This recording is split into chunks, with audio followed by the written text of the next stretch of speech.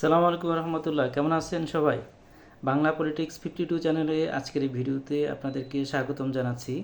প্রিয় বন্ধুরা, আমরা বাংলাদেশ এবং বাংলাদেশের বাইরের বিভিন্ন রাজনৈতিক এবং অর্থনৈতিক বিষয়ে আপনাদের সাথে আমাদের মতামত আলোচনা করি। আমাদের টিম বিভিন্ন বিষয়ে গবেষণা করে যে তথ্য উপাত্ত সংগ্রহ করে সেই বিষয়গুলো আমরা বিভিন্ন ভিডিওর মাধ্যমে উপস্থাপন করি। আশা করি আপনারা ভিডিওগুলো উপভোগ করছেন এবং আমরা আমাদের পক্ষ থেকে আপনাদের কাছ থেকে সহযোগিতা চাইব। আপনারা আপনাদের মূল্যবান মতামত দিবেন, আমাদের পাশে থাকবেন এবং আজকের ভিডিওটি যদি ভালো লাগে, আলোচনাটি ভালো লাগে, তাহলে শেষ পর্যন্ত থাকবেন এবং চ্যানেলটি সাবস্ক্রাইব করবেন। আজকে আমরা এই ভিডিওতে আলোচনা করব আফগানিস্তান এবং পাকিস্তানের ভিতরে যে সাম্প্রতিক যুদ্ধ শুরু হয়েছে সেই ব্যাপারে। আফগানিস্তান এবং পাকিস্তানের এই যুদ্ধের প্রেক্ষাপট, বর্তমান কারণ এবং ভবিষ্যৎ পরিণতি কী হতে পারে সেই ব্যাপারে আমরা আমাদের মতামত তুলে ধরব। আপনারা কমেন্ট বক্সে আপনাদের মতামত দিবেন বলে আশা করছি। আপনারা সবাই অবগত আছেন যে এই পাক ভারত উপমহাদেশ আমরা পুরোপুরি ব্রিটিশদের শাসনে ছিলাম প্রায় 190 বছরের বেশি সময় ধরে। এখানে যেমন বাংলাদেশ ছিল, পাকিস্তান ছিল, ভারত ছিল, তেমনিভাবে আফগানিস্তানের একটা সময় হলো পরাশক্তিগুলো ছিল। ব্রিটিশরা তাদের সাম্রাজ্য গুটিয়ে নেওয়ার আগে সারা পৃথিবী থেকেই যে দেশেই তারা সাম্রাজ্য স্থাপন করেছিল, তারা কিছু কৌশলগত কাজ করত। সেটা হলো ওই দেশগুলোকে ছোট ছোট জাতি রাষ্ট্রে ভাগ করার চেষ্টা করত, সেটা ধর্ম হোক, যেটা গোত্র হোক বা অন্য কোনো দৃষ্টিকোণ থেকে।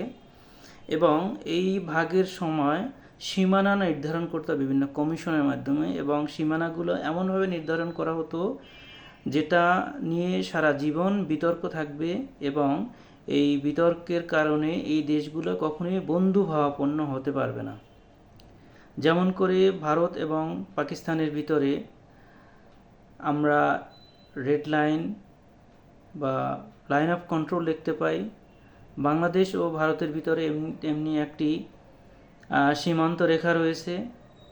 পাকিস্তান এবং আফগানিস্তানের ভিতরেও ডুরান্ড লাইন নামে একটি কমিশনের মাধ্যমে রেখা টানা হয়, যার মাধ্যমে পাকিস্তান এবং আফগানিস্তানের জনগণ অনেক জায়গায় একই গোত্র, একই ধর্ম এবং একই নৃগোষ্ঠীর হওয়া সত্ত্বেও তারা ভাগ হয়ে যায়।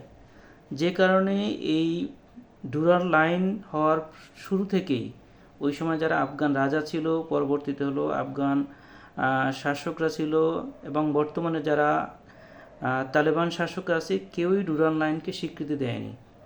পাকিস্তান এই ডুরান্ড লাইনকে তাদের সীমান্তের একেবারে একচ্ছত্র এবং চূড়ান্ত একটি রূপ হিসাবে তারা বিবেচনা করে। আর অন্যদিকে আফগানিস্তান ঐতিহাসিকভাবেই তাদের যে নৃগোষ্ঠীর মানুষগুলো পাকিস্তানের ভিতরে রয়েছে, তাদের যে ঐতিহাসিক জায়গাগুলো আছে, ঐতিহাসিক যে ভৌগোলিক যে সীমারেখা ছিল, সেটা ডুরান্ড লাইনের কারণে যে ডিস্টার্ব হয়েছে, সে কারণে তারা কখনোই মেনে নেয়নি।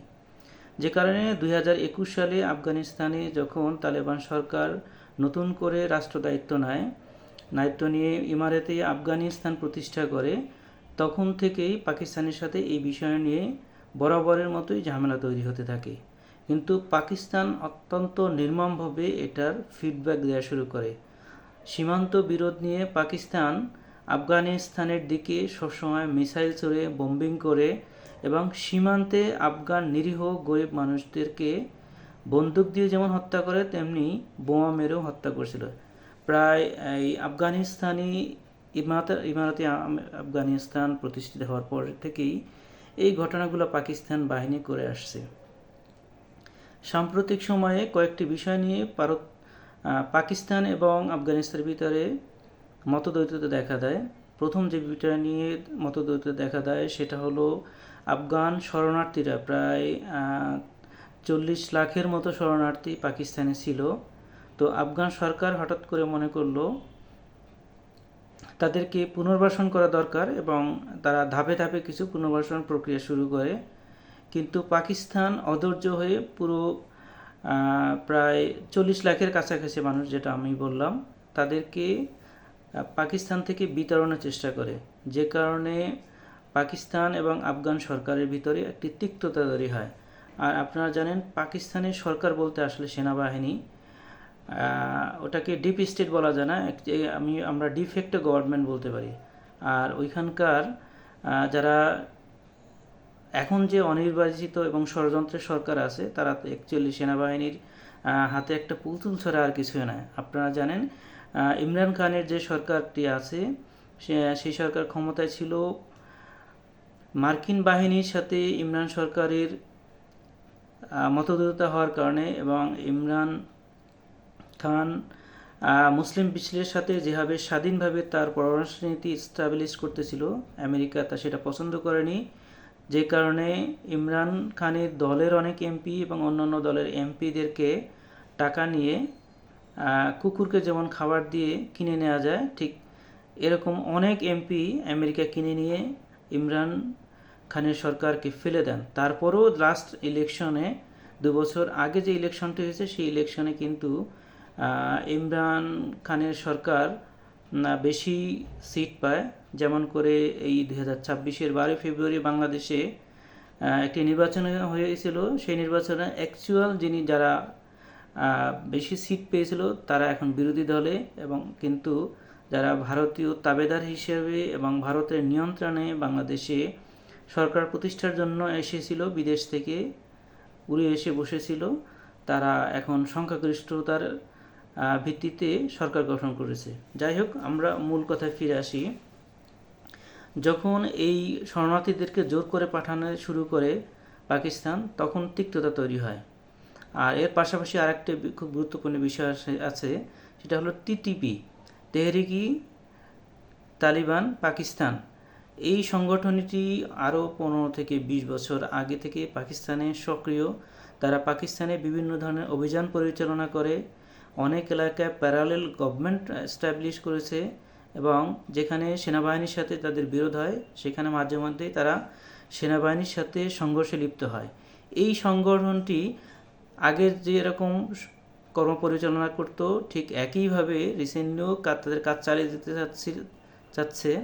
কিন্তু পাকিস্তান সরকার সরাসরি আফগানিস্তান সরকারকে মদত দিয়ে বলেন যে এরা আফগানিস্তান থেকে মদত পেয়ে পাকিস্তানে হামলা করছে, যেটা একেবারেই অ্যাবসার্ড একটা থিঙ্কিং। এবং তালেবান সরকার সবসময়ই এই ধরনের কোনো সন্ত্রাসী কার্যকলাপপূর্ণ কোনো সংগঠনের বৈধতা এবং তাদের যে আমি যেটা বলবো শিষ্যত্ব, এটা কখনোই স্বীকার করেনি এবং তারা মানে না।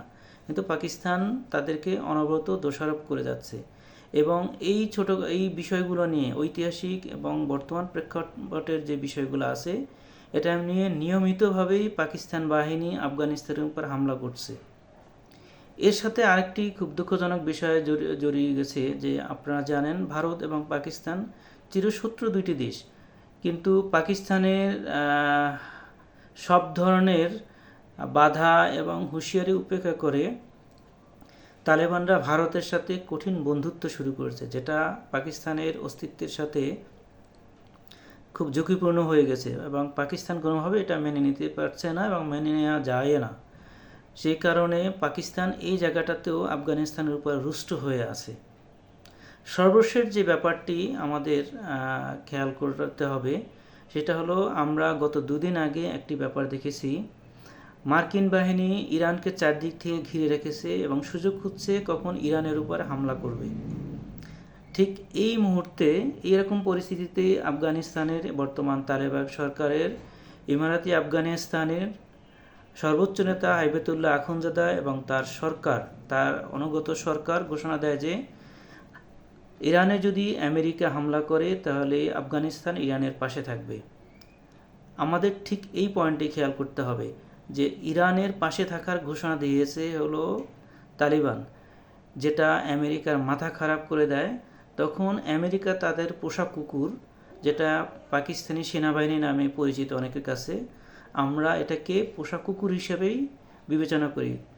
পাকিস্তান সেনাবাহিনী সবসময় আমেরিকার ইশারায় চলে, আমেরিকার পুতুল হিসেবে কাজ করে, আমেরিকার কুত্তা হিসেবে কাজ করে।